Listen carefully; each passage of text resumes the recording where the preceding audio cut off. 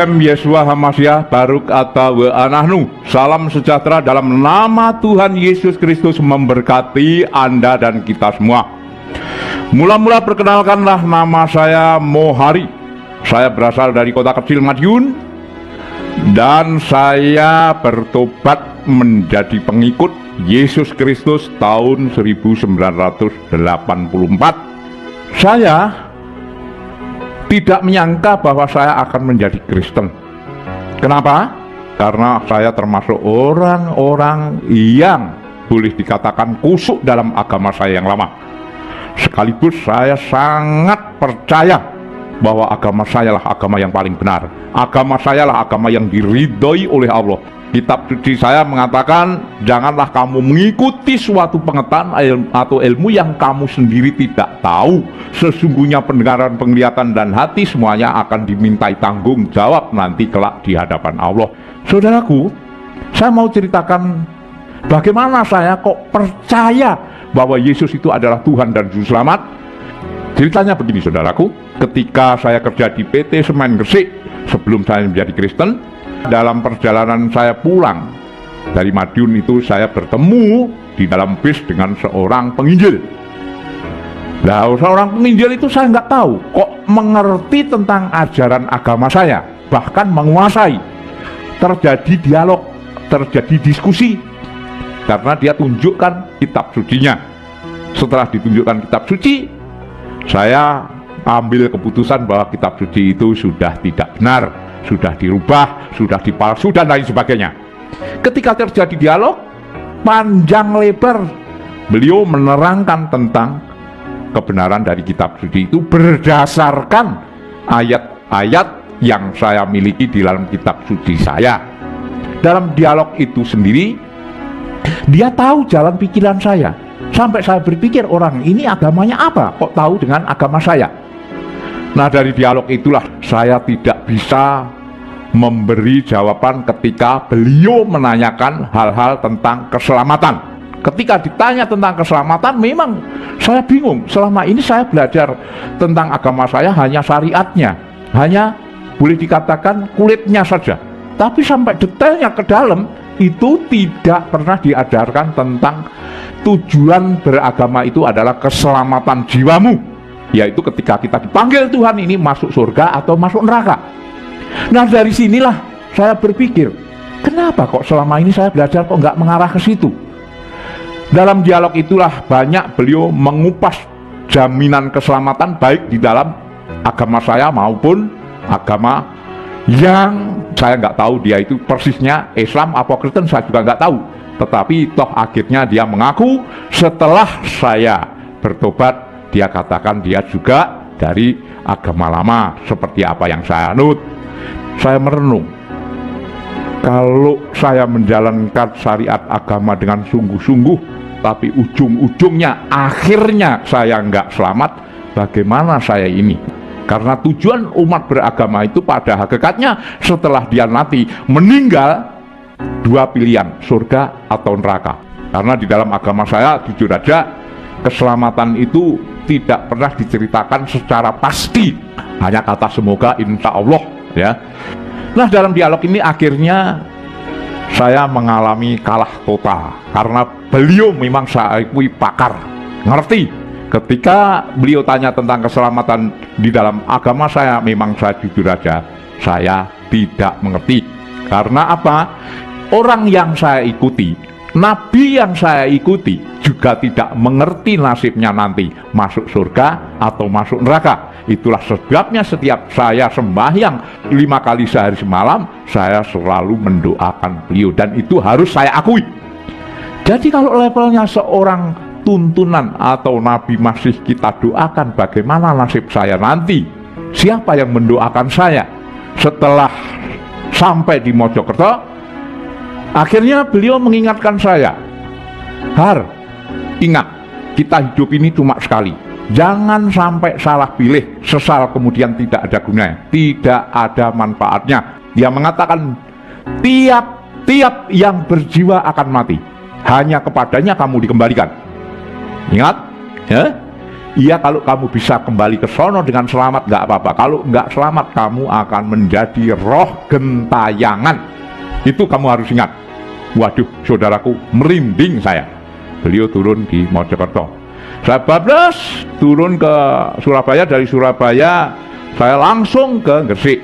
Saya nggak sabar, saya buka kitab suci saya dari berbagai terjemahan.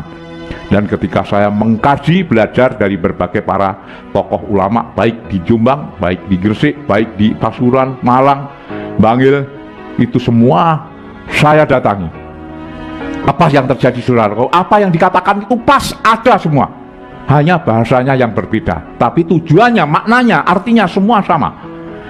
Terutama yang menjadi pikiran saya adalah surat yang paling mengesankan, surat 3 ayat 45. Malaikat Jibril mengatakan, wahai Maryam, sesungguhnya Allah memberi kabar gembira dengan kelahiran seorang putra, namanya Al-Masih Isa putra Maryam, seorang terkemuka di dunia dan di akhirat, dan salah seorang yang dekat dengan Allah. Saudaraku, yang perlu digarisbawahi adalah terkemuka di dunia dan di akhirat. Padahal dunia akhirat itu milik Allah. Bukan itu saja, Isa akan datang menjadi Imam Mahdi dan Hakim yang adil. Padahal Hakim yang adil itu adalah Allah. Setelah saya kaji, rupanya Nabi Isa itu rohnya adalah roh Tuhan, roh Allah. Dan firman yang keluar dari mulut Isa itu adalah firman Tuhan. Karena saya ini terus bekerja sambil merenungkan apa yang saya tulis di dalam folio ini, akhirnya saya tidak mendapat jawaban yang pasti siapa sebenarnya pribadi Isa Al-Masih ini. Sampai orang Kristen menyembah padahal dia hanya manusia saja. Saya bingung, siapa yang bisa menerangkan, siapa yang bisa menjawab semua yang tertulis di sini. Semuanya para kawan-kawan saya yang saya anggap senior saya menerangkan, tapi saya nggak puas. Saya tidak pernah merasakan puas. Karena apa? Sedikit banyak saya tahu bahasa Arab. Jadi kalau sampai dikibulin atau ditafsirkan semau gue, saya juga ngerti. Nah, intisarinya karena ini menimbulkan pikiran saya kacau, mempengaruhi kondisi kerja saya. Akhirnya saya dipecat. Nah, dari beberapa ulama, dari tokoh mubalik, dari ustadz, dari kiai, semua jawabannya tidak memuaskan batin saya. Nah, saudaraku, apa yang terjadi? Karena saya tidak bisa dialog dengan mereka, karena saya dikatakan bahwa saya terlalu banyak protes, banyak tanya, sehingga banyak para kiai yang tidak setuju, bahkan mencaci maki saya. Bahkan saya dikatakan nanti jangan-jangan kamu murtad, masuk Kristen. Ada yang mengatakan saya ini anteknya Yahudi, ada yang mengatakan bahwa saya ini sudah disogok oleh orang Kristen. Akhirnya saya putus asa dan ingat sama Pak Yusuf. Ketika saya ingat Pak Yusuf, saya balik. Pagi sekali saya balik ke Mojokerto. Saya cari alamatnya, pas ketemu. Akhirnya beliau tanya, gimana? Sudah Pak, sudah saya bicarakan, sudah saya kaji, sudah saya cocokkan dalam kitab suci saya, memang ada. Hanya perbedaan tafsiran saja semuanya itu. Akhirnya saya tanya, gimana Pak? Kalau begitu siapa yang benar? Saya nggak bisa memberi jawaban. Yang bisa memberi jawaban itu adalah Tuhan sendiri. Jadi caranya kamu harus sembahyang. Sembahyang tahajud, sembahyang tengah malam dengan doa istiqoroh, minta petunjuk. Karena dengan doa istiqoroh itulah Tuhan akan memilihkan kamu mana yang paling benar, mana yang tepat. Oh begitu Pak? Iya, kalau nanti saya memberi jawaban, ya belum tentu jawaban saya nanti cocok dengan batinmu. Tapi kalau Tuhan yang memilihkan kamu, pasti itu yang terbaik dan yang benar. Apakah cuma sembahyang gitu aja Pak? Ya kalau bisa harus disertai dengan doa puasa. Saya bingung, puasa apa? Kira-kira puasa apa Pak? Apa puasa agama saya, apa agama Kristen? Ya beliau diam sejenak. Beliau ngomong, ya puasa yang bagus ya puasa Kristen aja lah. Kenapa puasa agama saya? Ya kurang cocok saya, kurang serk Karena puasa itu nggak boleh dipamerin, nggak boleh orang lain tahu. Yang tahu adalah dirimu sendiri dan Tuhan aja. Oke, besok mulai. Saudaraku, apa yang terjadi besok mulai. Puasanya di mana, Pak? Puasanya di kurang lebih 300 meter dari sinilah. Sore saya cuma dikasih masuk ke rumah kosong. Rumahnya itu memang bersih. Cuma rumahnya itu, saudaraku, nggak ada listriknya. Ya, tapi saya nggak berpikir macam-macam. Setelah saya masuk sore mau maghrib itu masuk, wah, saya terasa bahwa bulu kuduk saya ini meremang, berdiri tegak. Waduh, jangan-jangan rumah ini nggak beres. Tapi karena semua itu demi kebenaran saya lakukan, saya siap. Nah, akhirnya saudaraku, saya dikasih sarana prasarana, yaitu senter satu, terus lampu minyak, terus makan nasi 1 piring sama 1 gelas air dan beberapa ember di luar, soalnya untuk kalau saya sholat malam atau sembahyang. Nah, setelah itu saya lakukanlah. Akhirnya saya diajak berdoa sesuai dengan agama masing-masing. Beliau pakai doa agama Kristen, saya ditinggal. Saudaraku, saya merasakan betapa saya selama di rumah kosong itu, mulai dari jam 9, 10, 11 sampai pagi itu godaan itu ada aja. Akhirnya sampai pagi kita nggak ada apa-apa. Hari yang kedua, wah, lebih dahsyat ini. Saya mendengar perempuan dikejar-kejar mau diperkosa. Wah, banyak sekali. Hari kedua perut saya udah mulai lapar, badan lemes. Tengah malam ini yang paling mengerikan itu, di mana mata saya sudah bisa melihat apa yang tidak bisa dilihat oleh mata jasmani. Saya lihat dari berbagai bentuk roh halus, itu jumlahnya bukan ribuan tapi puluhan ribu. Mereka yang ada yang kepalanya binatang, ada yang lidahnya menjulur, ada yang pakai tanduk, ada semacam segala macam lah. Ada yang tidak sempurna, namanya juga bangsa lelembut atau bangsa halus. Jadi dari berbagai macam bentuk ada semua. Nah, akhirnya sampai pagi saya kuat, walaupun lemes. Malam yang terakhir, disitulah godaan yang paling mengerikan. Apa yang saya lihat itu seperti alam nyata, di mana godaan mulai dari jam 11, 12, jam 1 sampai jam 2 terus menerus godaan itu. Segala macam godaan ada. Klimaknya yaitu ketika saya didatangi oleh makhluk besar tinggi, itu kakinya menjejak tanah. Saya dikatakan, bangsat kamu manusia, gara-gara kamu di sini nggak pergi dari sini, semua anak buahku kepanasan seperti dibakar. Minggat nggak? Tapi saudaraku, saya tidak berkeming. Saya terus panjatkan doa dan saya baca ayat-ayat Quran, termasuk ayat kursi, terus masuk segala macam apa yang diperintahkan jikalau kita menghadapi makhluk-makhluk gaib. Terakhir, saya dibawa di alam lain.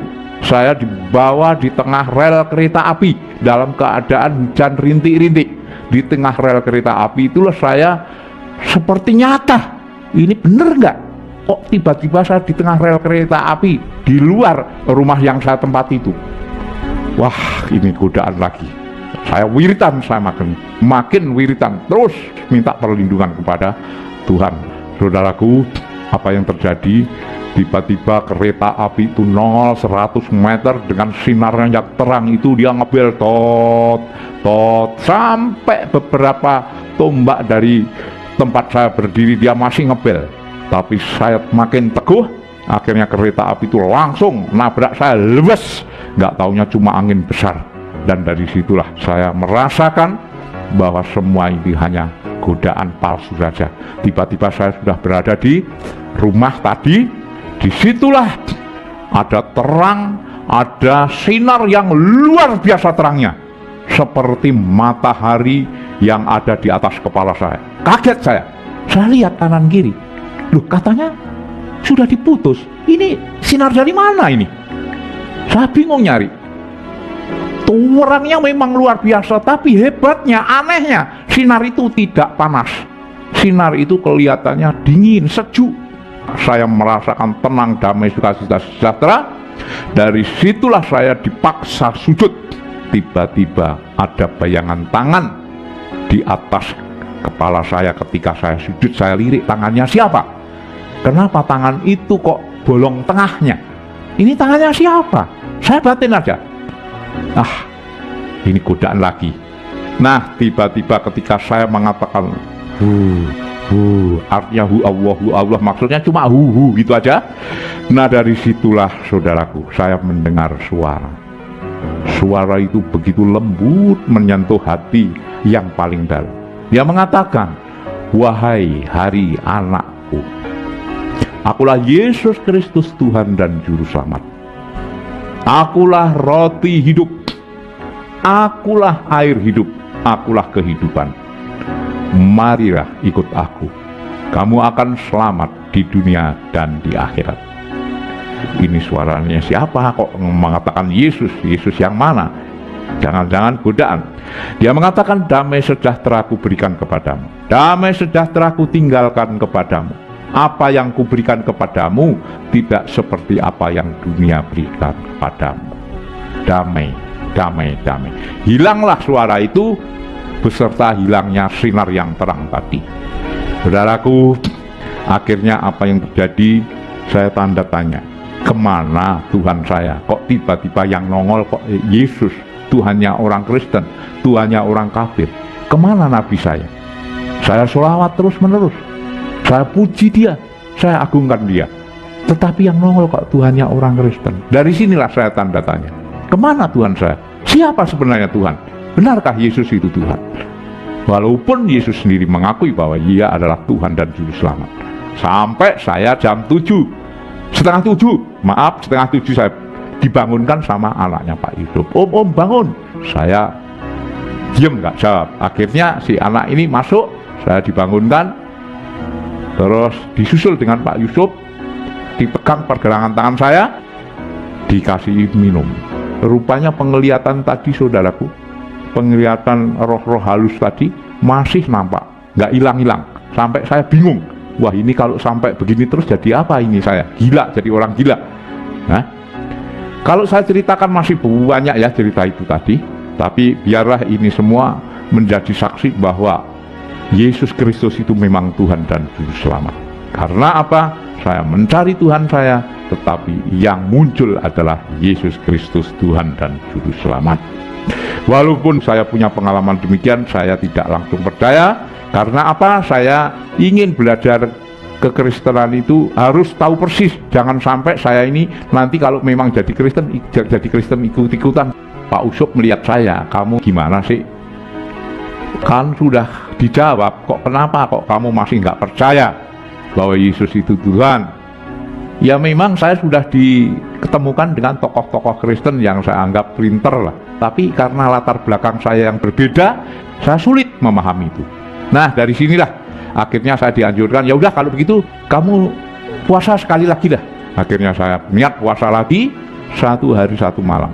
Tapi belum sampai 1 hari semalam, 9.30 lah ya, saya udah dijawab, pergi tinggalkan kota Surabaya menuju ke barat, ke Jakarta maksudnya. Nah, dari situ saya sampaikan sama Pak Usop, ya udah berarti kamu harus pergi ke barat, ke Jakarta, ikuti apa yang menjadi petunjuk. Saya pergi ke Jakarta. Setelah Jakarta, saya naik bis dari Surabaya, saya ketemu kawan saya namanya Andreas ya, padahal namanya Kemis, tapi setelah Kristen namanya Andreas ya. Saya juga kaget gitu kan, namamu kok Andreas padahal dulu Kemis. Ya, saya sudah masuk Kristen. Kapan kamu masuk Kristen? 3 bulan yang lalu. Lah sekarang kamu mau ke mana? Saya mau ke guru saya. Gurumu siapa? Namanya Pak Hamran Hamri. Wah, namanya kok Islam. Wah, kamu Kristen kok gurumu Islam? Enggak, dia dari Islam gitu kan. Nah, terus dia cerita, ya udah aku pengen ketemu sama gurumu. Saya ingin berguru, saya ingin menimba ilmu. Apa sih Kristen itu? Bagaimana? Oh ya boleh. Nah, dari sinilah seperti dituntun saja saya langsung ke temannya Bapak Amran Amri. Karena sudah sore, saya diminta besok aja kembali. Saya dialog lah, besok paginya saya datang kembali 1 hari saudaraku. Dari jam 7 sampai setengah 7 malam, saya puas, saya merasakan betapa luar biasanya, betapa agungnya, betapa mulianya ajaran Kristen itu. Saya tanya, Pak, kalau boleh apa saya bisa menjadi muridnya Bapak? Nggak usah, kamu sudah punya dasar Islam, ambil aja buku saya ambil bukunya. Saya nggak punya duit. Nggak, kalau nggak punya duit nggak apa-apa, ambil aja, pelajari apa-apa yang kamu tidak jelas, apa-apa yang kamu tidak paham, nanti tanyakan saya akan tuntun kamu sampai mengerti. Oke Pak, terima kasih. Nah, dari situlah saya kembali lagi, setiap ada kesulitan saya tanya, akhirnya ketiga kalinya saya ditantang, udah kamu siap mau dibaptis? Dibaptis itu diapakan tanda pertobatan. Nah, dari situ saya siap mau dibaptis. Saya ditawari sekolah di Akademi Teologi Maranatha, waktu itu di Cipogo, Bogor. Nah, dari situlah saudaraku, saya sekolah teologi, kira-kira menempuh waktu 4 tahun lah ya, 4 tahun, karena saya banyak di lapangan. Saya ditugaskan di Lampung, dan puji Tuhan banyak yang bertobat karena memang saya senang. Nah, sampai sekarang ini saudaraku, saya tetap melayani pekerjaan Tuhan karena saya merasa diselamatkan, karena merasa bahwa kebaikan Tuhan itu tidak bisa ditukar oleh apapun. Harta, kekayaan, derajat, pangkat, semuanya tidak ada nilainya dibandingkan dengan kemuliaan janji Tuhan di surga yang kekal bakal nanti. Demikianlah kesaksian saya, mudah-mudahan memberi kekuatan bagi orang-orang yang hidup di dalam Tuhan dan memberi kesaksian bagi mereka yang belum mengenal Tuhan.